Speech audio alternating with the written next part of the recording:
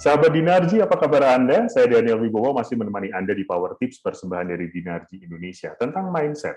Dinarji memperkenalkan konsep Be, Say, Do. Kita sudah membahas di beberapa episode sebelumnya tentang Be, bagaimana mindset ini berkaitan atau lebih fokus pada masa lalu, tentang data, tentang benchmark. Say lebih fokus pada masa kini. Apa yang dipunya saat ini, bagaimana memaksimalkannya. Nah, Do-nya akan kita bahas sekarang.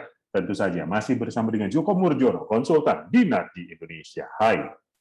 Selamat pagi, siang, sore. Selamat malam, pagi, malam. Serah ya mau nontonnya kapan ya kan? Tergantung yang nontonnya. Kita kan visioner, kita do ini. Kita visioner. Do kan tadi berkaitan dengan future, tentang masa depan gitu. Bagaimana sebenarnya itu? Oke.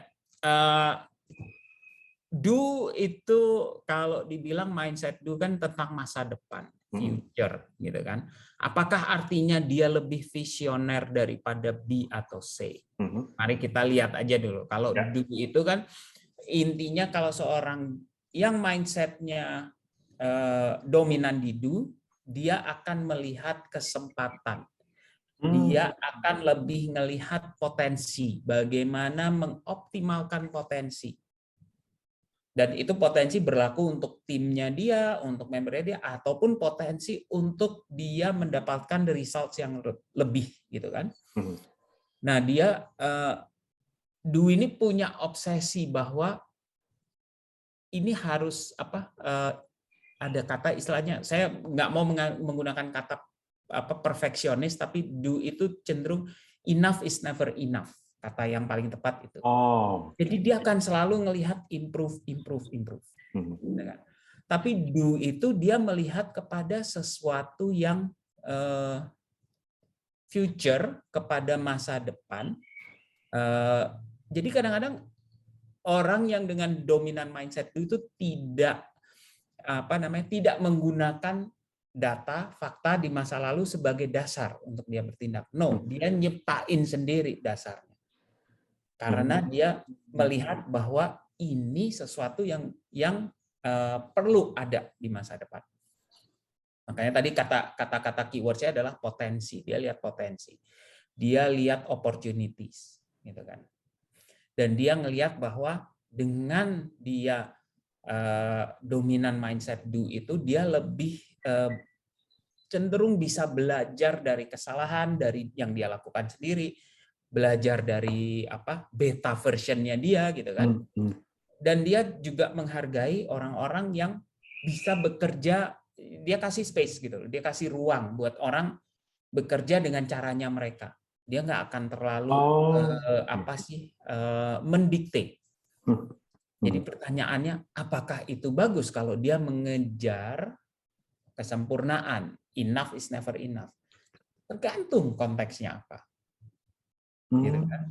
Kalau Anda bekerja di sebuah perusahaan digital, most likely, apalagi dengan upgrade kecil gitu kan, itu sesuatu yang mengejar kesempurnaan.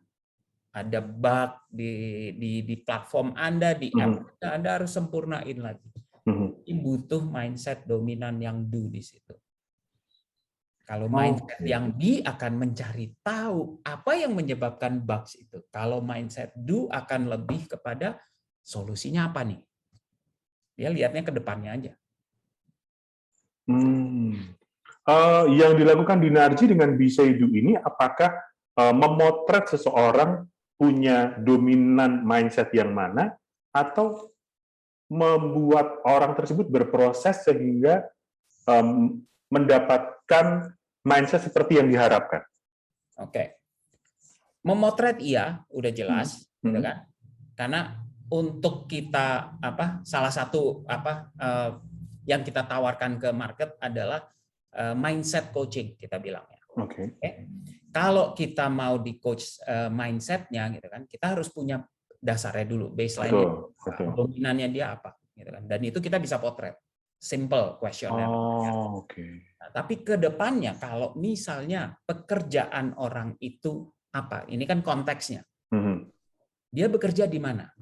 Terus dia tahu-tahu direkrut oleh perusahaan lain yang mungkin bidang kerjaannya beda. Ya. Ya, kita harus lihat dominan kepada yang harus dia miliki apa. Apakah lebih ke arah B, di mana tujuan itu jadi penting, gitu kan? Saya masa lalu itu mengoptimalkan. Ada pekerjaan yang pokoknya tugasnya kamu mengoptimalkan yang ada, yang sudah ada sekarang, gitu kan? Nah, di sini di dalam posisi itu mungkin dia akan menghindari risiko dan lain-lain. Nah, kalau justru bidang kerjaannya konteksnya di masa depan adalah C, which is dia lihat manusianya, dia lihatnya lebih ke arah kita, karena dia bonding orang-orang itu kan, jadi building bridges, menciptakan sesuatu dari tim yang mungkin loyo jadi tim yang performing, gitu kan? Itu di situ. Jadi dan kalau di do, ngelengkapin yang do dulu, kalau dia pindah kerja dan ternyata itu lebih ke arah harus membuat suatu keputusan berdasarkan hal-hal yang unpredictable. Kayak sekarang nih, siapa yang tahu COVID? Kemana? Mungkin lebih butuh do mindset bagi kita semua yang bekerja sekarang. COVID nggak bisa ditebak mau kemana. Jadi lebih ke arah mikir future, lebih ke arah orang lain, bukan kita, bukan saya. Karena kita ngelihatnya di do itu performance. Nah, kalau sudah di capture seperti itu, berarti kan kita punya dua realita. Saat ini Anda seperti apa, terus ke depannya Anda seharusnya bergerak seperti apa. Nah, ini yang kita coach. Karena mindset ini dengan gap yang kita coach, kita bisa tahu behavior-nya seperti apa nanti.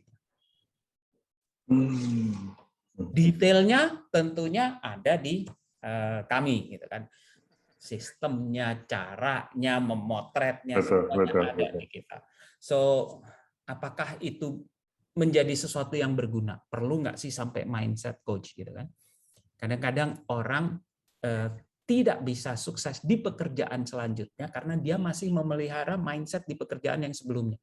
Iya. Dia pikir akan sama saja. Industrinya beda, area of bisnisnya beda, itu udah pasti perlu beda mindset.